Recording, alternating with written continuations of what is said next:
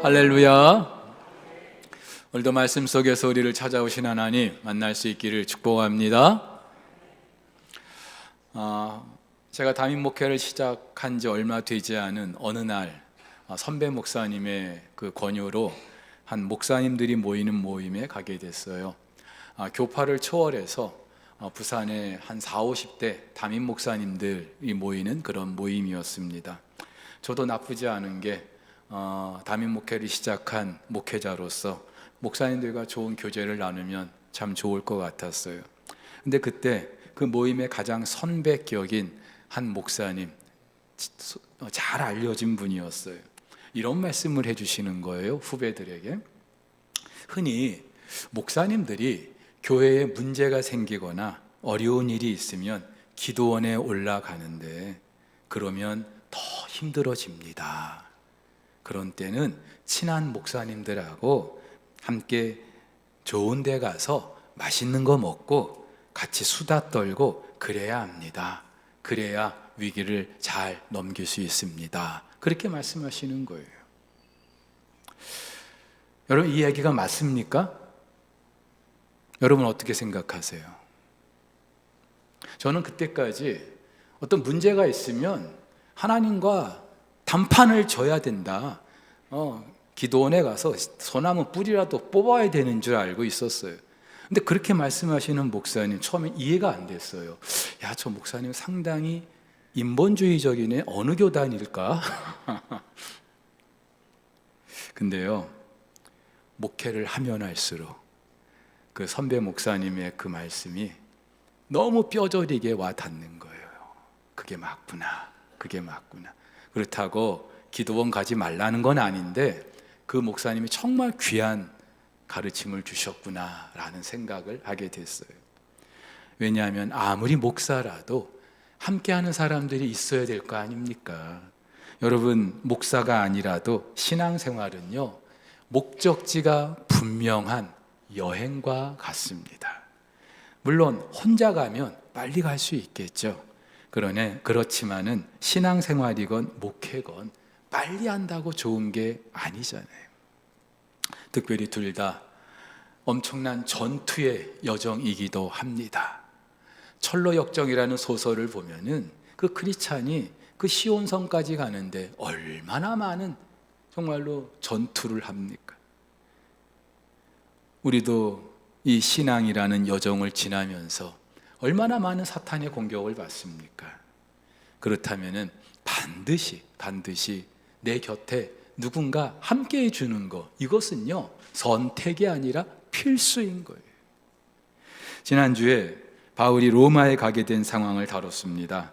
언제부터인가 그토록 가보고 싶었던 로마, 드디어 가게 된 거예요. 물론 관광하기 위해서도 아니고 여행을 위해서도 아닙니다. 로마의 황제에게 재판을 받기 위해서 가는 길입니다. 무엇보다도 미결수 신분으로 그 로마에 가는 동안 바울이 자기 힘으로 할 수 있는 건 아무것도 없었어요. 하지만 그렇다고 해도 지금 로마를 향하는 바울의 이 항해는 위대한 여정이었습니다.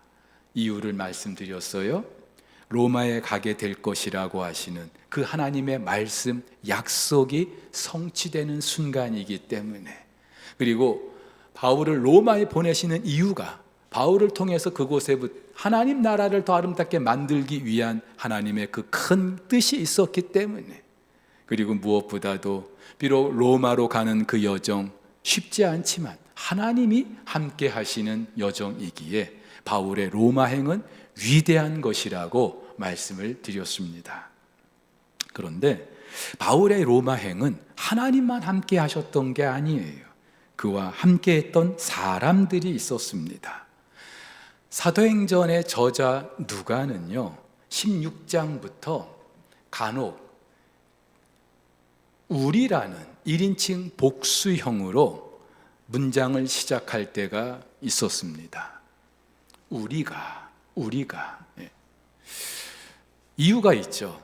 사도행전의 저자는 누가입니다.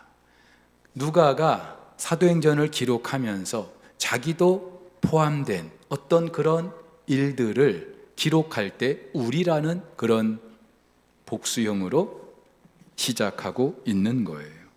이 누가는 수리아 안디옥 출신의 헬라 사람입니다. 이방인이었어요. 그런데 복음을 듣고 그리스도인이 됩니다. 그래서 나중에 누가복음과 사도행전을 기록하게 되고요. 2차 전도 여행 때 드로아에서 바울을 만나고, 그래서 그 예루살렘은 물론이고 로마까지 함께했던 사람이기도 합니다. 그래서 바울이 누가를 일컬어서 사랑받는 의원이다, 또 생애 말년에는 누가만 나와 함께 있느니라, 이렇게 말하는 것을 볼 때에 이 누가는 아마도 그때부터 바울의 생애 말년까지 바울과 함께했던 사람 같습니다. 자, 그런데 2절을 보면은 또 데살로니가 사람 아리스다고도 함께했다고 합니다.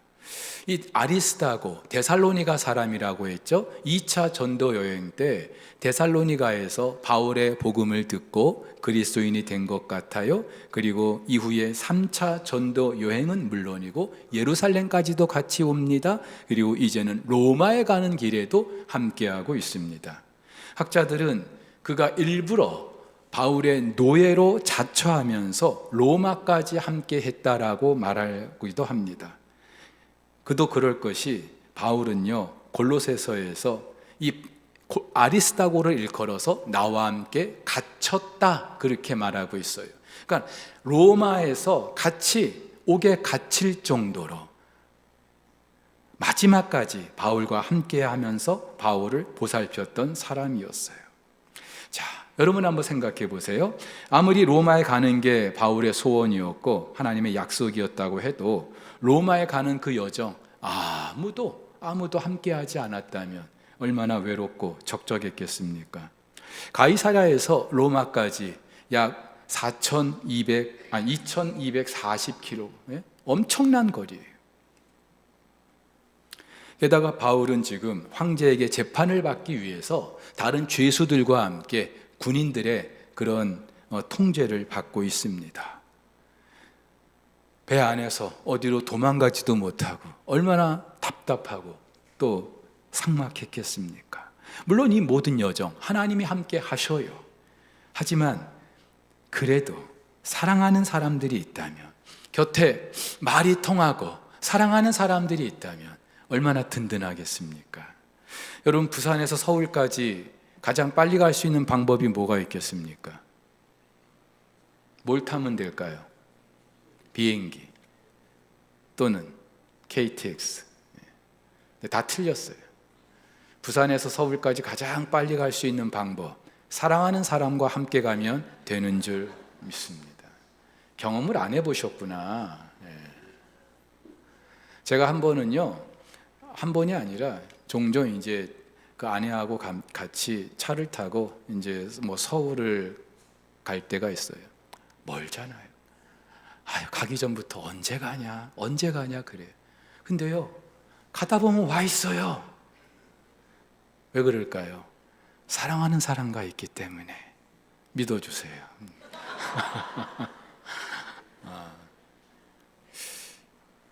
여러분, 사랑하는 사람과 함께라면은 아무리 멀어도 멀게 느껴지지 않는 거죠.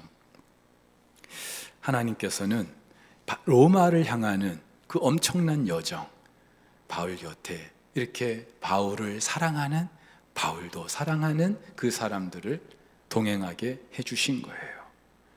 근데 여러분, 이건 바울뿐만이 아니라 지난 성경의 역사 속에서 하나님 백성들의 존재 양식이기도 합니다. 사람은 절대로 혼자 살 수 없어요. 제 아무리 독불장군이라고 해도 나는 독고다이야, 그래도요 반드시 관계 속에 살 수밖에 없습니다. 여러분, 하나님께서 천지 만물을 창조하시고 보시기에 어땠다 그랬어요? 좋았다 그랬어요. 좋았다. 심지어는요 엑설런트하다. 당연하죠. 하나님이 지으셨는데. 근데 그 지으신 것 중에 딱 하나 좋지 않은 게 있었어요. 뭐였습니까? 아담이 혼자 있는 거였어요. 아담 혼자 있는 게 좋지 않은 거예요. 그래서 하나님께서 아담을 위해서 하와를 만들지 않습니까? 이유가 있어요. 그렇게 하시는 이유가. 하나님은요, 관계 속에 거하시는 분이에요. 성부, 성자, 성령, 이 삼위 하나님이 함께 지극한 행복을 누리며 거하고 계셔요. 하나님의 형상과 모양대로 창조된 우리 인간도 하나님은요, 그런 관계를 누리기를 원하시는 거예요. 그래서 아담과 하와를 통하여 첫 번째 공동체, 가정을 만들어 주신 줄 믿습니다. 여러분, 그리고 지금도 저와 여러분들이 그 공동체를 통해서, 관계를 통해서 그 사랑을, 그 행복을 누리기를 원하고 계셔요. 무엇보다도 이 우리라는 말 얼마나 따뜻합니까? 2009년에 작고한 고 장영희 그 교수님의 유고집 중에 이런 글이 있어요. 이분이 지도했던 학생 중에 상호라는 학생이 있었대요. 근데 이 학생과 상담하던 중에 그 학생이 어린 시절 겪었던 일을 듣게 됩니다. 이 상호는 불우한 가정에서 자랐어요. 그래서 결손 가정에서 자라가지고 부모님들의 돌봄도 받지 못하고 그렇게 어렵게 자란 거죠. 자연스럽게 세상도 싫고 사람도 싫고 항상 외롭게, 그러면서 이 세상을 향하여서는 이유 없는 반항심으로 가득 차게 그렇게 지내던 어느 날, 중학교 3학년 때예요. 한창 학교에서도 건달로 통하고 문제아로 통하던 그때 패싸움을 하게 됐어요. 건달처럼 지내던 아이가, 문제아로 지내는 아이가 패싸움까지 했으니 이거 말 다 했죠. 근데 머리에 상처를 크게 입었나 봅니다. 근데 그때 담임 선생님이 이 상호의 머리에 붕대를 감아주면서 치료를 해주는데 이렇게 말해주는 거예요. 우리 상호 피를 많이 흘렸네. 어떡하지?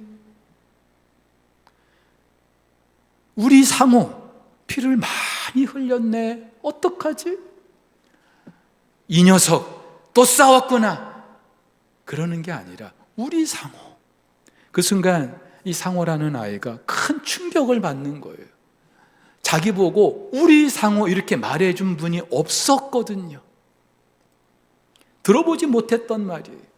그래서 그 길로 이 상호가 정신을 차리기 시작합니다. 이렇게 살아서는 안 되겠다. 그래서 공부를 시작합니다. 대학에 들어갑니다. 결손가정에서 문제아로 자란 학생의 삶을 바꾸어 놓았던 한마디, 우리라는 말이었어요. 들을수록 가슴을 따뜻하게 해주는 말이죠. 제가 아는 선배 목사님도 목사님들 이렇게 부를 때 우리 최 목사님 그렇게 불러줘요. 처음엔 별로 안 친했거든요. 근데 우리 최 목사님, 자기랑 나랑 얼마나 친하다고 말이에요. 처음엔 좀 어색했어요. 좀 거북했어요. 근데 들으면 들을수록 좋은 거예요. 은근히 친근감이 느껴지는 거예요. 그러면서 그 목사님 품에 막 안기고 싶을 때도 있는 거예요. 여러분, 우리라는 말이 그런 거예요. 자, 그렇다면은 저와 여러분들의 그 우리라는 그 테두리 안에 누가 있습니까? 지금 누가 있습니까? 저와 여러분들은 그 누구의 우리가 되주고 계십니까? 마태복음 5장, 6장, 7장은요 일명 그 유명한 예수님의 산상수훈을 다루고 있어요. 예수님이 오셔서 제일 첫 번째 하셨던 말씀, 회개하라 천국이 가까이 왔느니라. 천국, 하나님 나라 백성들의 삶의 원리를 말씀해 주시는 것이 산상수훈이에요. 근데 산상수훈의 가장 중심 6장에 기도가 있는데, 너희는 이렇게 기도하라. 예수님께서 직접 제자들에게 가르쳐 주신 주기도문이 있습니다. 하나님 나라 백성들이 그 나라 왕이신 하나님께 올려드리는 기도입니다. 기도이기 때문에 청원일 수도 있지만, 그러나 그 기도의 내용을 가만히 꼼꼼히 따져보면은 이거는 단순한 청원이 아니라 하나님 나라 백성으로서 어떻게 살아야 하는지 결단하게 해주는 것이고 서약하게 해주는 거예요. 근데 이 주기도문에는요 호칭과 관련해서 두 가지 큰 특징이 있습니다. 첫 번째는요, 우리의 기도를 받으시는 그 하나님 뭐라고 부릅니까? 하나님을 뭐라고 부르게 하셔요? 주기도문 모르세요? 하늘에 계신 우리 아버지, 하나님을 아버지라고 부르게 하셔요. 여러분, 유대인들은 하나님을 아버지라고 부르지 않았어요. 부를 수 없었어요. 신성모독이에요. 근데 예수님은 그 하나님을 아버지라고 부르셔요. 그것 때문에 예수님 십자가 죽으신 거거든요. 신성모독. 어떻게 사람이 하나님을 아버지라고 부를 수 있냐? 근데 사실은 하나님이 아버지 맞거든요. 그리고 예수님께서 하나님을 아버지라고 부르시면 당신은 누구예요? 그 하나님의 아들이에요. 당신의 정체를 분명히 해주는 말이 아버지인 거예요. 근데 예수님은 당신만 하나님을 아버지라고 부르신 게 아니라 우리도 하나님을 아버지라고 부르게 해주셔요. 여러분, 우리는 하나님과 원수였어요. 원수가 어떻게 하나님을 감히 아버지라고 부를 수 있겠어요? 홍길동도 자기 아버지 맞는데 아버지를 아버지라 부르지 못하고 형을 형이라고 부르지 못했는데 우리는 원수예요. 어떻게 하나님을 아버지라고 부를 수 있겠어요? 근데 그렇게 할 수 있는 이유가 있죠. 예수님 당신이 이제 곧 십자가에 죽으시기 때문에, 우리의 죄를 대신하여 십자가에서 죽으시기 때문에, 그래서 하나님을 아버지라고 부를 수 있는 그 길을 열어주시기 때문에 여러분, 이 권리를, 특권을 마음껏 누릴 수 있기를 주의 이름으로 축복합니다. 근데 또 하나, 기도하는 그 주체를 1인칭 복수형으로 말하고 있어요. 하늘에 계신 우리 아버지요, 우리 아버지요. 한글판 주기도문에는 6번 기록되어 있어요. 오늘 우리에게 일용할 양식을 주옵소서. 우리가 우리에게 죄 지은 자를 사하여 주옵소서. 우리라는 말이 참 많이 들어가 있어요. 원어 성경에는 9번 기록되어 있어요. 여러분, 왜 우리라는 복수형으로 기도하게 하실까요? 하나님께 기도하는 것은요, 1대1의 소통 아닙니까? 그래서 예수님께서는 기도할 때 어디 가서 하라고요? 어디에서? 골방에서 아무도 보지 않게 골방에서 기도하라고요. 골방에서는 나와 하나님 1대1의 관계인 거예요. 근데 너희는 이렇게 기도하라 하면서 하늘에 계신 우리 아버지요, 우리라는 그 1인칭 복수형으로 기도하게 하신다, 이 말이에요. 자, 여기서 말하는 우리 누구일까요? 우리 예수님의 제자들만이 기도하는 걸까요? 우리 누구입니까? 이 땅의 교회 공동체인 줄 믿으시기를 바랍니다. 주기도문은요, 누가 기도하는 거예요? 하나님 나라 백성들이 하나님께 드리는 기도예요. 다시요, 주기도문은 하나님 나라의 백성들이 왕이신 하나님께 드리는 기도입니다. 그런데 그 하나님 나라의 백성들은 이 땅에서 반드시 교회 공동체로 존재하는 줄 믿으시기를 바랍니다. 저와 여러분들은요, 각자가 하나님 나라의 백성이지만 우리는 공동체로 존재하는 사람들이에요. 목사님, 저는요 싫어요. 저는 독고다이거든요. 저는 하나님과 1대1로 맞짱 뜰 거예요. 아니에요. 명심하세요. 하나님 나라의 백성은, 그리스도인은 반드시 교회 공동체로 존재합니다. 그리고 하나님께서는 이 땅에서 이제 하나님 당신의 나라를 이루시는데 누구를 통해서 그 나라를 이루십니까? 하늘의 천사들을 통해서 하나님 나라를 이루시는 게 아니라 예수 그리스도로 말미암아 당신의 자녀된 그 교회 공동체를 통하여 하나님 나라를 이루어 주시는 줄 믿으시기를 바랍니다. 그리고 우리 그리스도인들도 우리의 믿음이, 신앙이 어떻게 자랍니까? 바로 이 교회 공동체를 통하여 우리의 신앙이 자라게 되는 줄 믿으시기를 바랍니다. 그러니까 우리 그리스도인들에게 있어서 이 교회라는 공동체는요, 뗄래야 뗄 수가 없는 거예요. 너무나 중요한 거예요. 당연히 하나님의 그 관심, 교회 공동체에 있겠죠. 전 우주적으로 하나님이 가장 귀하게 여기시는 공동체, 교회 공동체죠. 당연하죠. 당신의 아들 예수 그리스도의 핏값으로 만들어진 이 공동체 아닙니까? 근데요, 안타깝게도 교회에서 상처받는 분들 참 많아요. 여러분들 중에도 한두 번은 다 상처받았을 거예요. 시험 받았을 거예요.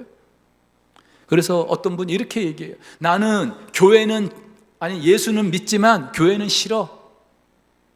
그런 분들이 있어요, 실제로. 하지만 여러분, 그래도 교회는 소중하고 포기할 수 없는 줄 믿습니다. 제가 여러 차례 소개해 드렸는데 필립 얀시라는 분의 책 가운데 교회, 나의 고민, 나의 사랑이라는 책이 있어요. 이분도 자라면서, 이분도 모태신앙이에요. 근데 자라면서 교회에 엄청난 상처가 있었어요. 엄청나게 실망했어요. 그래서 한동안 교회를 떠났어요. 근데 떠날 수가 없는 거예요. 왜요? 이분이 하나님의 자녀이기 때문에. 하나님의 자녀는 반드시 교회 공동체에 속할 수밖에 없기 때문에. 그래서 이분이 책 제목을 교회는 나의 고민 덩어리다. 그러나 내가 사랑할 수밖에 없는 공동체다. 그렇게 말하고 있는 거죠. 사랑하는 우리 성도 여러분, 저와 여러분은 이 석포교회의 손님도 아니고 관객도 아니고 가족으로 모인 줄 믿으시기를 바랍니다. 손님이나 관객은요, 자기 마음에 안 들면 떠나면 그만이에요. 뭐 교회가 여기밖에 없어? 참 별꼴이야? 그러면서 떠나면 그만이에요. 마음에 안 들면 당장 다른 데 가서 찾아보면 되는 거예요. 근데 가족은 아니죠. 가족은. 여러분, 우리 집구서 왜 이래? 나 이제부터 이 집 가족 안 할래. 그런 가족이 있어요? 그건 가족 아니죠. 문제 있는 거 알아요. 엄청난 상처가 있는 것도 알아요. 그러나 포기할 수가 없는 거. 가족이기 때문에. 교회가 그런 거예요. 물론 주일날 이렇게 예배 자리에 나와도 누가 누군지 잘 모를 수 있어요. 지금 2부 예배 오신 여러분들 한번 주위를 둘러보세요. 잘 모르는 분들이 태반이에요. 그냥 이 시간에 이 공간에 와서 예배만 드릴 뿐이에요. 물론 이것도 잘 아시는 것 맞아요. 근데 여러분이 예배의 자리에서 내가 이 석포교회의 가족입니다. 여러분 그런 자부심을 가질 수 있겠어요? 가족은요, 서로의 사정을 알아야 되는데 말 한마디라도 섞어야 되는데 여러분들이 주일 예배 오셔가지고 나 석포교회 가족입니다 그렇게 말할 수 있겠어요? 할 수 없겠죠. 그냥 이 시간에 예배만 드리고 갈 뿐인 거예요. 우리가 어떻게 가족일 수 있겠습니까? 그래서 목장 모임을 하는 거예요.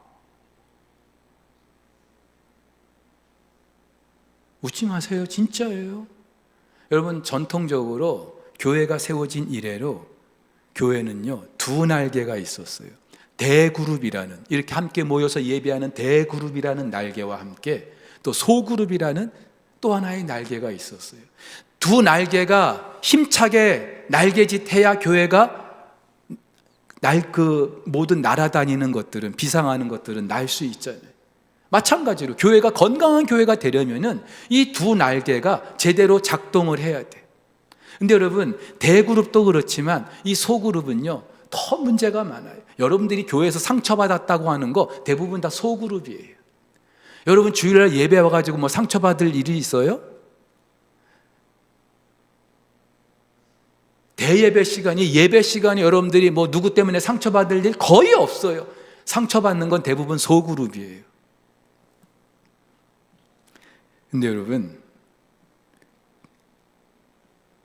그래도 교회는 이 두 그룹으로 모이는 공동체이기 때문에, 그리고 그 소그룹을 통해서 내가 이 석포교회의 가족이라는 것을 확인할 수 있기 때문에 얼굴을 맞대고 살을 맞대고 상처도 주고받지만 위로도 받기 때문에 그게 가족이기 때문에. 어제 가정 예배 드리는데 딸아이가 이제 교회에서 제자반을 다시 또 시작했대요. 그러면서 그 제자반을 인도하는 목사님과 이렇게 이야기를 나누는 중에 교회에 대해서 함께 나눴대요. 자기는 지금까지 교회에 문제가 많은 이유는 우리 인간들이 워낙 죄성이 강하기 때문에 그래서 문제가 많은 줄 알았대요. 근데 그것도 틀리지 않죠. 근데 그 목사님이 그렇게 이야기를 하더라는 거죠. 하나님께서는 일부러 그 공동체, 교회 공동체 안에 그런 갈등과 또 상처들을 있게 하셔서 그걸 통해서 교회를 다루시고 교회를 만들어 가신다라고 그렇게 이야기를 하더라는 거예요. 그러면서 아빠, 내가 교회 안에 여러 문제에 대해서 새롭게 접근하는 그런 시간이 됐어요. 여러분, 그렇게 생각하면은 교회 안에 상처가 있는 거 당연한 겁니까? 아닌 겁니까? 대답해 보세요. 대답 안 할래요? 당연해요. 당연해요. 당연하죠.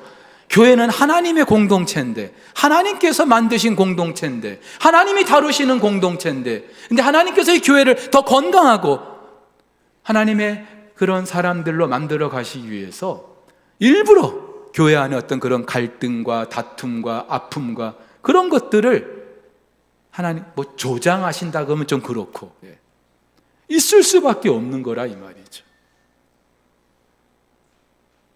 근데 여러분, 중요한 것은 가족은요, 얼굴을 맞대고 살을 맞대고 있어야 가족이죠. 또 성경은 교회를 그리스도의 몸이라 그래요. 우리는 그 몸의 각 지체라고. 그러면 지체된 저와 여러분들이 몸에 붙어 있어야 지체로서의 어떤 그런 자기 정체성을 가질 거 아니에요. 팔이 뚝 떨어져 가지고 저 멀리 떨어져 있으면, 그리고 어떻게 몸의 지체라고 말할 수 있겠어요? 사랑하는 우리 성도 여러분, 저와 여러분은 끊임없이 골방에 들어가서 홀로 그리고 따로 하나님을 대면할 수 있어야 합니다. 그러나 가족들과 함께 그리고 더불어 살아야 되는 줄 믿습니다. 그래서 우리는 우리라는 이름으로 기도하는 거예요. 감사하게도 바울에게는 이런 사람들이 많았어요. 바울의 편지 끝부분에 가면은 내가 누구누구 때문에 감사하다 이렇게 인사를 하는데, 대부분 자기의 그런 사역 속에 함께 했던 사람들이에요. 특별히 우리가 지금 사도행전을 다루고 있는데, 지금까지 사도행전 속에서 바울과 함께 했던 사람들만 봐도 우리는 바울 곁에는 이런 사람들이 참 많았다는 걸 알 수 있어요. 바울이 다메섹으로 가는 길에서 회심을 하는 그 순간에 바울을 위해서 예비하신 사람이 누구예요? 아나니아라는 사람. 바울은 일면식도 없는 사람이었어요. 근데 그 아나니아를 예비하셔서 회심한 이후에 그 바울이 어떻게 처신해야 될지를 하나님이 알게 하셔요. 자, 바울이 그렇게 회심을 했어요. 그런데 사람들이 바울을 다 경계합니다. 왜냐하면 바로 어제까지 예수 믿는 사람들 잡아다가 옥에 가두고 죽이기까지 했는데 갑자기 돌변한 거예요. 저 바울이 실성했나? 안 믿는 거예요. 나 예수 믿고 여러분과 같은 그리스도인이 됐습니다. 안 믿는 거예요. 근데 이때 누가 바울을 그 공동체에 데리고 들어갑니까? 바나바. 이 바나바가 없었으면은요, 바울은 이 공동체, 교회 공동체를 경험할 수가 없었을 거예요. 평생 외톨이로 그렇게 외롭게 살아야 했을 거예요. 여기서 알 수 있는 게 있는데, 여러분, 진정한 회심은요, 그냥 예수님 믿습니다, 나 하나님의 자녀된 거 믿습니다, 이걸로 끝나는 게 아니고요. 진정한 회심은, 예수님을 믿는 사람은요, 반드시 이 교회 공동체와 연합되는 것인 줄 믿으시기를 바랍니다. 왜 아멘들을 안 하세요? 다시요. 진정한 회심은 교회 공동체와 연합하는 거예요. 당연하죠. 여러분이 교회의 머리가 누구세요? 예수 그리스도예요. 예수를 믿는다는 건 내가 그분께 연합된다는 건데, 이 교회 공동체에 내가 속하지 않고 어떻게 그분과 연합할 수가 있겠어요? 교회는 그분의 몸이에요. 내가 그 몸의 지체라고 말하지 못하면서 어떻게 내가 예수를 믿는다고 말할 수 있겠어요? 명심하세요. 예수 믿는다는 거는 반드시 교회 공동체에 속하는 거예요. 그래서 나 예수는 믿는데 교회는 싫어, 그리고 소위 말하는 무교회주의자들도 있어. 예수 안 믿는 거예요. 잘못 믿는 거예요. 여러분, 바울이 만약에 그렇게 회심 이후에 그를 공동체에 연결해 준 사람들이 없었으면은 어떻게 에베소서 같은 그 위대한 교회론을 기록할 수 있었겠습니까? 근데 여기서 끝나지 않죠. 1차 전도 여행을 가는데 마가라는 사람과 동행해요.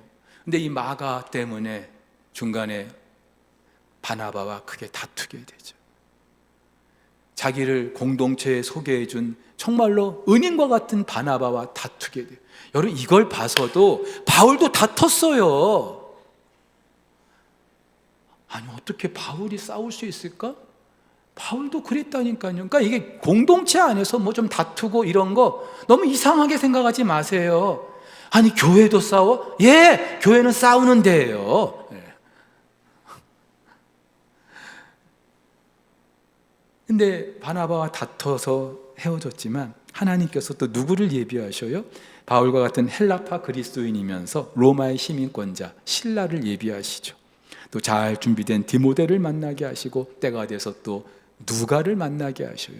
바울은 병약한 사람이어서 체질적으로 약한 사람이었는데 이런 바울을 하나님 위해서 의사 누가를 예비하시고 평생 바울 곁에서, 때로는 이름도 기억되지 않는 사람들이 참 많았어요. 한 번은 다메섹에 갔는데 그곳에 있는 사람들을 두려워해서 사람들이 바울을 죽이려고 하니까 그곳에 있는 제자들, 그러니까 예수님 믿는 사람들이 바울을 밤에 광주리에 담아가지고 성벽에서 달아내리게 했어요. 루터가 로마 카톨릭을 비판하는 일로 보름스 국회의 제국회의에 소환되는 일이 있었습니다. 그 당시에 그런 의회에 소환되면은 바로 화형감이에요. 사람들도 이제 루터는 화형으로 죽겠구나 생각을 했어요. 근데 그 의회에서 판결을 받고 난 이후에 루터가 갑자기 사라진 거예요. 사람들은 쥐도 새도 모르게 죽어버렸구나 그렇게 생각을 했는데, 사실은 이 루터를 아끼는 프리드리 현자라는 그런 한 사람이 루터를 중간에 몰래 빼낸 거예요.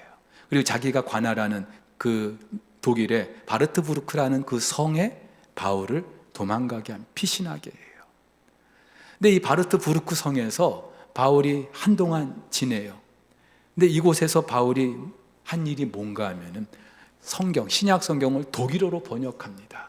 당시만 해도 성경은 라틴어로 돼 있었고요, 사제들만 읽을 수 있었어요. 일반 평신도들은 성경을 못 읽었어요.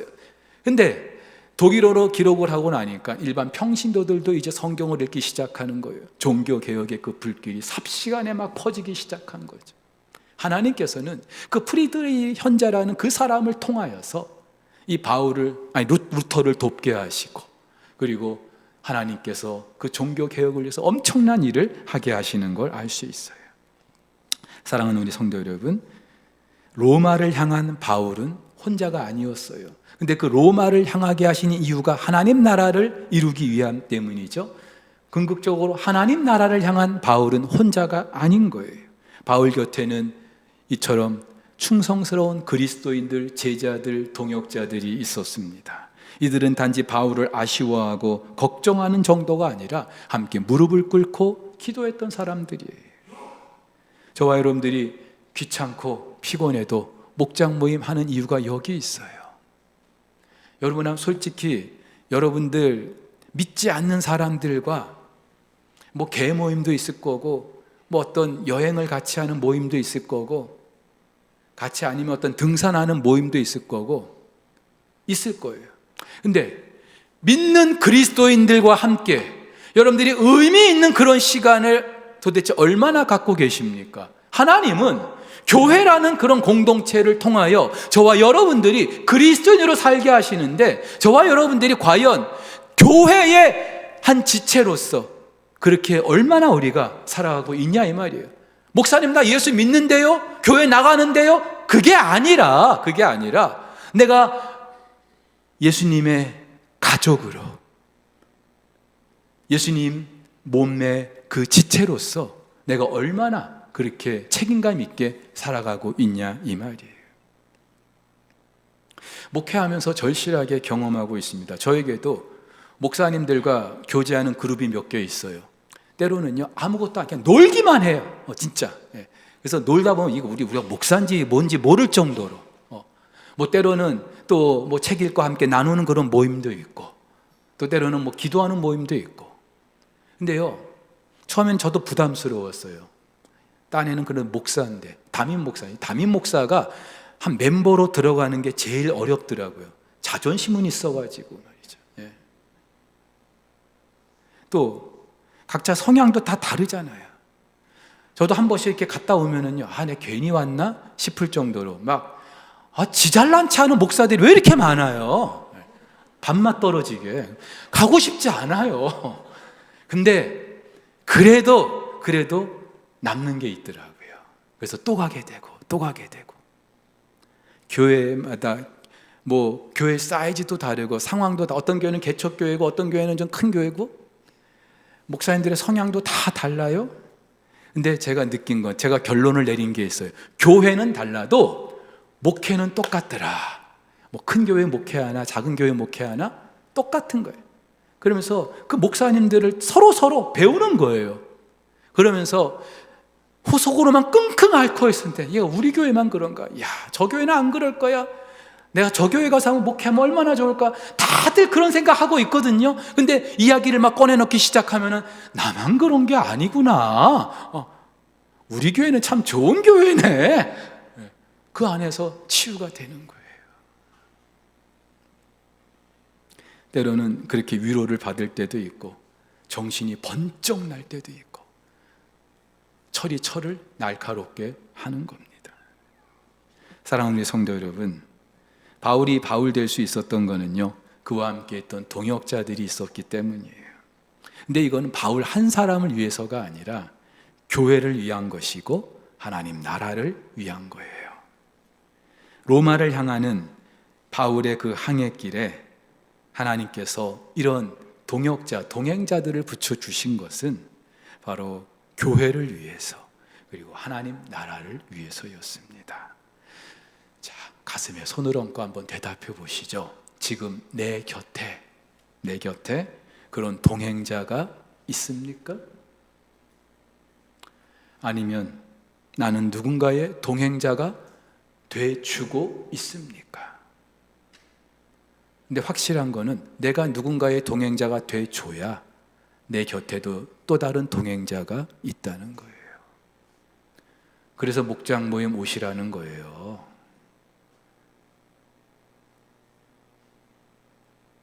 자, 저를 한번 따라서 해보시겠습니다. 목장 모임에 모이겠습니다.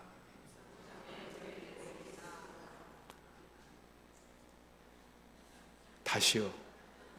여러분들이 설교는 듣고 적용을 해야 될 거 아니에요. 그렇죠? 설교만 듣고 가버리면 뭐예요? 말짱 도루묵이에요. 뭐든지 적용이 있어야 돼요. 자, 오늘 목장 모임에 모이겠습니다. 한 50%밖에 안 오실 것 같으면 50% 오셔도 감사해요. 우리 다 같이 일어나서 함께 우리 찬양하면서 예배를 마치겠습니다.